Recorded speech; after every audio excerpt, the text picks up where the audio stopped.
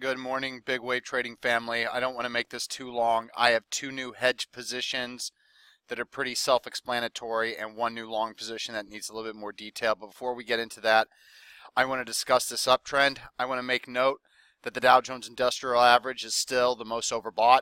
It's not no longer the most overbought. It's been 30 years. It's working off that extreme condition, but it's still overbought.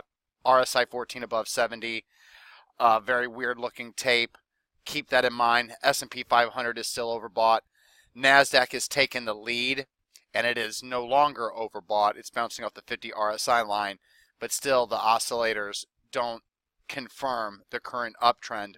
And even worse, the New York Stock Exchange advanced decline line is not keeping pace with the S&P 500, and the NASDAQ advanced decline line is not keeping pace with the NASDAQ. So that's a huge red flag to me, considering that the advanced decline line has basically been confirming every move higher in both of these indexes. Not all the time. It's played catch up a couple times, and it could here also. But the most important index I want to look at before we move on is the Russell 2000. Now, back here when we're oversold and we're getting a follow-through day over here, I can understand everybody wanting to buy stocks, being a little loose with your stops, and putting more capital into each new long position. But when you're the most overbought in 30 years on the Dow Jones Industrial Average, and you have just a market that just continues just to move up every day without any ebb and flow, this is not healthy. You would want to normally have seen this leg up, consolidation more symmetrical, another move up, then maybe here we consolidate, move up, consolidate, move up, consolidate, and then as we move into November, December, hopefully a blast off into new highs. Instead, we V-ramped up almost every day, all the way to the recent highs. Things were looking good, but following the October 20th session, it started to get different. So it still looks fine here, but on October 20th, we gap up, can't close near the highs, close near the intraday session lows. That's a churning session with the higher volume.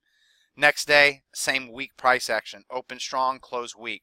Next day, gap back up, but we close lower than where we open. The next day we fall through on the downside, but we got a nice tail on heavier volume. Potential support, another weak inside day. Now it looks like we're in the clear. So right here, following the 27th session, if this was a true move, the Russell 2000 would have followed through immediately. Instead, we gap lower, sell off on above average volume. At least we have a tail, still looking all right. The next day, on the 31st, we're higher, but there's an intraday tail reversal off the highs, and then we culminate with today's session. Strong gap up that, in my opinion, should have led to an immediate follow-through since we gapped up to new highs. A quarter of my SRTY hedge was triggered. Half of my VIXY trade was triggered, and half of my SDOW hedge was triggered. But by the end of the day, big fat reversal with that gap up being the highs in the Russell 2000. And even though there's a little intraday tail, and we have three tails here, three big, tall, red volume bars above average, nasty price action since October 20th. This is not bullish. So because of this, sentiment is also bullish. Prices, being a contrarian investor, price is indicating we're trying to top out short term. My long scans, while thick, the long signals have been pretty lame, tame. They're not producing many gains. And following Wednesday's session, there wasn't a whole lot to pick from. There was actually only one legit long signal to take. So before we get to that, the two hedges. MIDZ. See all the green bop, max green bop? See the big, huge volume surge with another pocket pivot point signal with a big bullish intraday reversal with the close near the highs?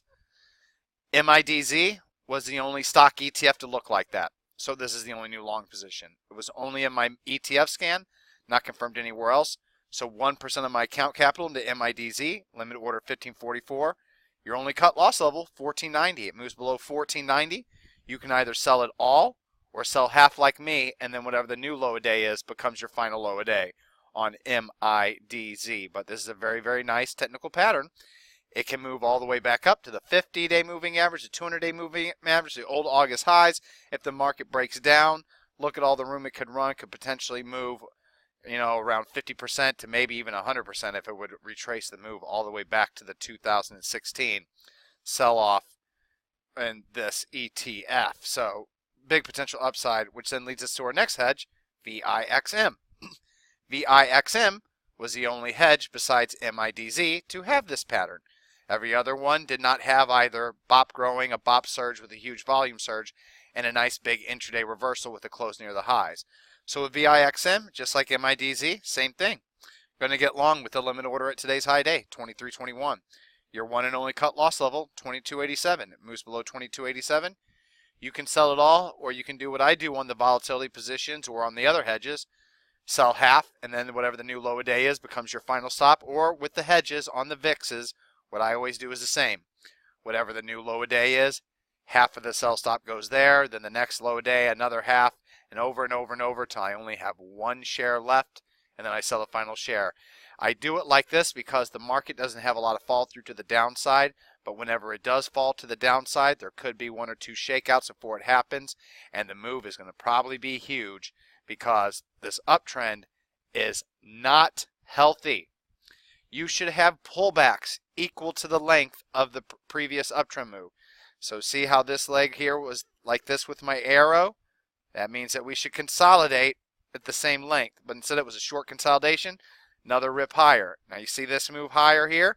Right now we're currently in a short consolidation with the DIA. To think that we're going to have another logical measured move higher, we're going to need to base for a few more weeks. And the fact that we rallied into positive seasonality is also another red flag. It means it could be sell the seasonality news combined with the bullish sentiment, combined with the overbought market, combined with the long signals not really producing as much gains as they were. There's just a ton of red flags, not to mention my short scans are increasing. But one stock did stick out from all the rest. TEAM. TEAM showed up first in my Can Slim scan. I go to look at it, has a 99 composite rating, EPS and relative strength over 95. I forgot what the running total was. It's more than 6 hours since I looked. The World Series game has been over forever. It's 10 p.m. here on Maui when I'm making this video for you guys in the morning. So TEAM with the 99 composite and very high quality IBD ratings, already having earnings out of the way, hence this gap up, pull back and run on huge volume. This then was also in my perfect speculator scan. It would have been in every single perfect speculator scan, but the tippy tip top one that uses the hard rules from the book The Perfect Speculator by Brad Kodeshwar looks for stocks above 50. It's close, but it's not there. So that's the only reason it did not make my #1 top perfect speculator scan. There's another variation of I run another 3 variations of that scan. It made all 3. So TEAM, Can Slim quality, perfect speculator quality, that would normally make it a 4% position in a fresh new proper bull market from a proper correction. It's a 5% position, 2.5% Can Slim, 2.5% perfect speculator. But it can't be 4%, 2% each because it's extended from the 20-day moving average, the magenta uptrending line. So we have to half it to 2%. That would normally make this trade too risky in a market that's overbought like this. But the good news is that Team has got clear support right below. So with Team, I want to get long using a limit order at 48.69, 2% of my account capital, and there's only one clear cut loss level, 46.40. Team moves below 46.40, get out of it. Now, if Team had growing green BOP, or BOP was holding steady, or BOP was already max green, and then today's move happens on above average volume, I would probably put half of my sell stop here, a quarter here, and a final quarter at the gap up low a day. But because it's got decreasing BOP, I'm going to go ahead and keep it to the one and only final stop, especially in this tape with the weird overbought conditions at 46.40. All right, everyone. I said hopefully I keep this video short, but I never can. I have a big fat mouth. I apologize. All right, everyone. I'll see you in the chat room on Thursday or this morning.